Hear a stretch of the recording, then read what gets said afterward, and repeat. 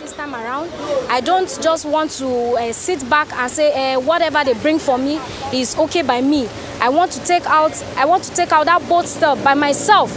Let me see if my vote will count or not. That is the more reason why I've made up my mind that this year I must step out, get my voter's card, and I must vote. If the 2023 Nigerian elections are free and fair, young citizens should determine the country's next president. According to the Independent National Electoral Commission, out of the 93.4 million people registered to vote, 37 million are between the ages of 18 to 34. That's 39.65%. While this is reflective of the country's large youth population, over time, voter turnout in Nigeria has been low. Typically, voter turnout has been low because of issues regarding electoral violence and just the general feeling that votes are not going to count. So when people feel like if they go out, whoever it is, has their favorite already, as it were, they don't feel like they need to engage with the process.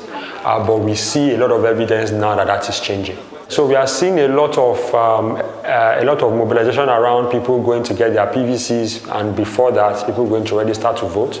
Although we have had these PVC drives over the last several cycles now, 2011, 2015, 2019. Right now, this is at a height that we haven't seen before.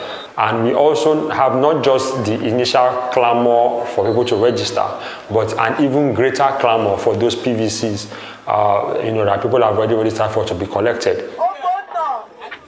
Over 76% of newly registered voters are between the ages of 18 to 34, according to INEC. But for young Nigerians to decide, coming out to vote is crucial. The research that we have done and has also been complemented by research done by other organizations shows that people are more interested in this particular cycle and are more likely to also come out and vote as well. Steers provide data-driven insights on Africa. The organization recently carried out one of the largest electoral polls in Nigeria, covering over 6,200 respondents across the country's 36 states.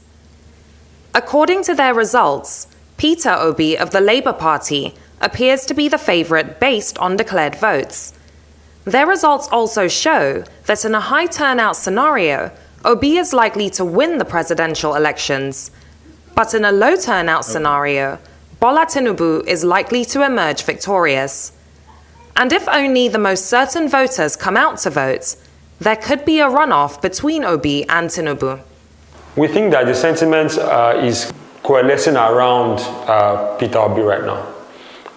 Although there is a spread between himself and Bola Tinubu and Atiku Abubakar, all three of whom have a good chance at the presidency, but we see just a significant leaning of the youth vote toward Peter Obi. In the 2019 elections, just over 35% of registered citizens voted. And while there are several factors responsible for low turnout, such as electoral violence and difficulty collecting voters' cards, the effects of a recent social and political awakening may lead to youths at the polls in record numbers. In October 2020, millions of Nigerians protested against police brutality. Demonstrations held both online and on the streets of several cities, not just in the country, but across the world. The largest demonstrations Nigeria has witnessed in recent history. It has never happened. And I'm proud to say that I am proud of our generation. I am proud of this generation. And I can also say to you that this government messed with the wrong generation. Yes. We are the wrong generation. It is legal to demand our rights as long as it is peaceful. And here we are protesting peacefully. The majority of protesters were young people. Debo Adedayo, more commonly known as Mr. Macaroni, is an actor, content creator, and citizen activist. As a first-time voter, he says the End SARS protests definitely pushed him and more young people to get their permanent voters' cards. This will be the first election that I will be voting. You know, I used to belong to that group of people that will say, oh, our votes don't count in Nigeria. I'm not going to participate in elections. But because of End SARS, you know, what happened was really tough, especially for a lot of us that we were so involved in everything that happened. And look, I said to myself, we cannot continue to talk on the sides. We cannot just continue to say, oh, we're not happy about this or that. What are we doing about it?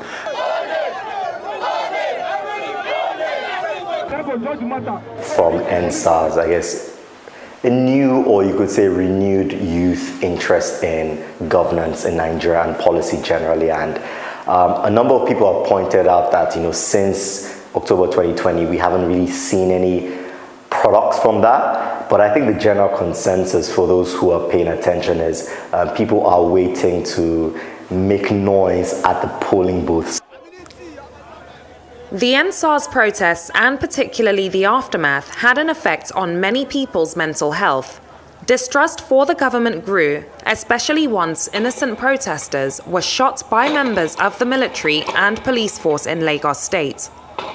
A massacre confirmed by the Lagos State Judicial Panel of Inquiry that was set up by the government to investigate. Rinu Oduala, a citizen activist who demonstrated during the protests and served on the judicial panel, says there are still so many undocumented deaths that occurred during this period, and she's hopeful that these events will have a strong impact on voter turnout. Young Nigerians came to protest against police brutality, and then the shooting started. There's still so many undocumented deaths that arose from the End SARS protests, just in Lagos alone, not to talk of the entire nation. You know, protesters were killed all over Nigeria just for simply asking for an end to police brutality. I think that is going to have a very strong impact as young Nigerians are looking towards another avenue at protesting, which should be at the polls. You know, many young Nigerians are angry, they're tired. Dr. Bonjubola Abiri, a psychiatrist, says the events of October 2020 were a significant life event for many people. And while this may encourage people to go out to vote, it may also hold others back. So I think that it's very imperative to recall that the End SARS protest was a significant life event for quite a number of people. Traumatic for a significant number, especially those who witnessed it, either directly or those who were not even there. The impact, of course, of such an event of magnitude is one that can have short-term, mid-term, and long-term consequences. For some, it may have started a new mental health problem, while for some, it may have awoken something that was already ongoing.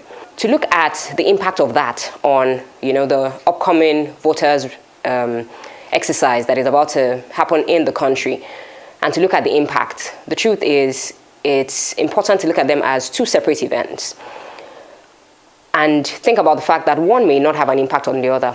But for those who remember it every day, it is likely to have an impact because people may generalize from the happenings of the End SARS protest, and people may feel threatened. They may feel like their safety and security may be threatened. They may have, you know, reminders or flashbacks or nightmares about the End SARS protest.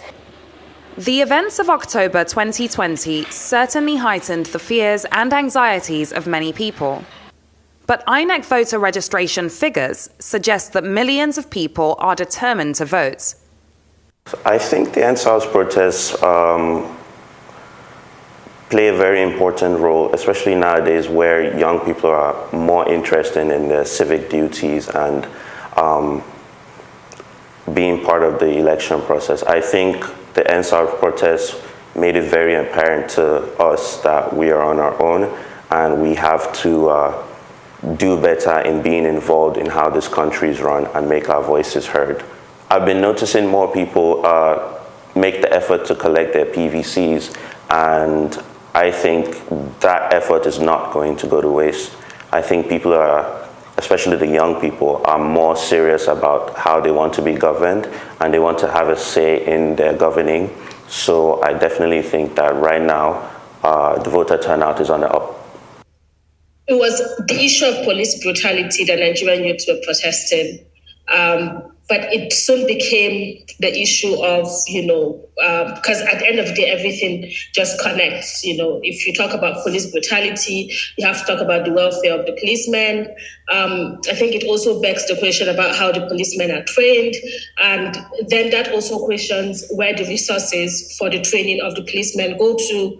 And then it all boils down to bad governance. And because of that, it sort of, made Nigerian youths to realize that for them to get the required change, for them to get the desired change, that they must be part, of governance in one way or another.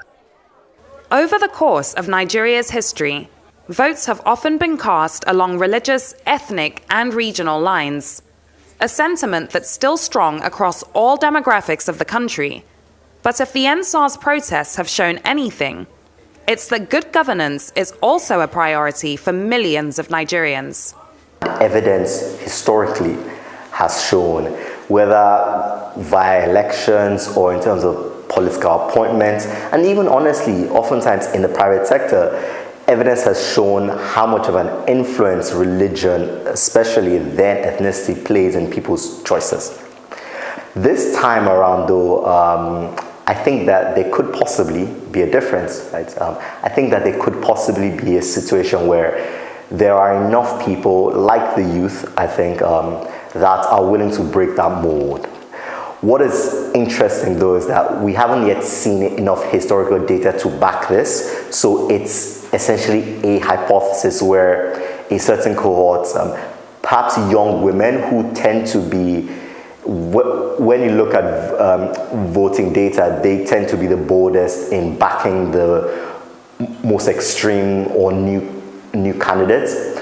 Perhaps there's enough of them who decide that actually I am really now going to look away from if this person looks or sounds like me and vote based on my best interest. Now that the people are unhappy and the people believe that they deserve better, I see a lot of people that are not looking at, whether this person is from my tribe. With the situation of things, people are motivated to vote for who they believe will do a good job.